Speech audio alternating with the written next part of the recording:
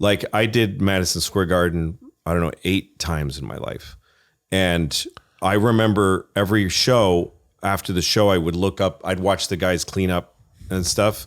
And I'd look at it and I'd go like, I want to feel something. I couldn't feel anything.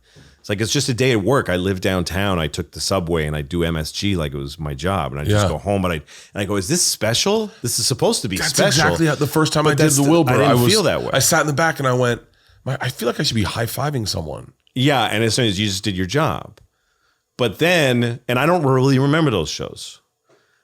And then years later, all this shit, my ability to do things like that went away. I lost everything. And then I went to see Bob Seger at Madison Square Garden as a spectator. And I just went with my friend Joe and Joe List? Yeah, Joe List.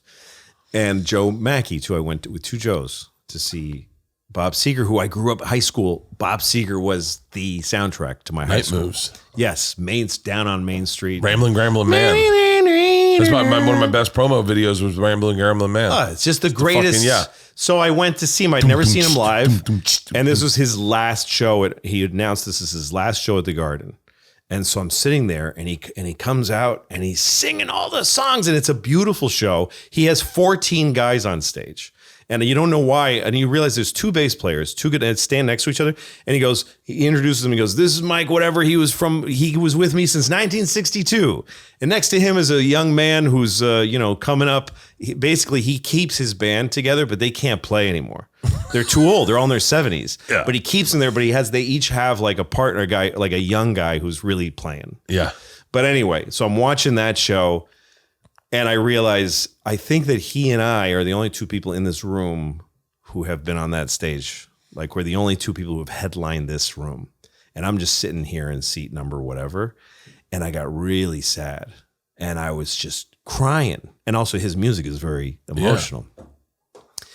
So I called Blanche, my French gal friend. And I told her how sad I was. And she said, I'm gonna challenge you and tell you weren't sad. I'm going to tell you it was joy. Because you were finally able to see the beauty of what you did in that room. You were finally able to, because the Garden is, when you're sitting in it, it's so beautiful. It's such a beautiful place. Yeah. And she said, you're finally, after all these years, able, because now that you've come down and you're standing on the earth again, you're able to see that it's so awesome that you did that. That it's so incredible that you did that. When you're in it, you can't. There's no drag on your wings. You're in the stratosphere. But when you come back down, you can go, I can't believe I was fucking there. I can't believe I was there. And I'm going back. I'm doing it one more time. Bert and Tom, Tom and Bert. One goes topless while the other wears a shirt. Tom tells stories and Bert's the machine. There's not a chance in hell that they'll keep it clean. Here's what we call 2 bears, 1 cave.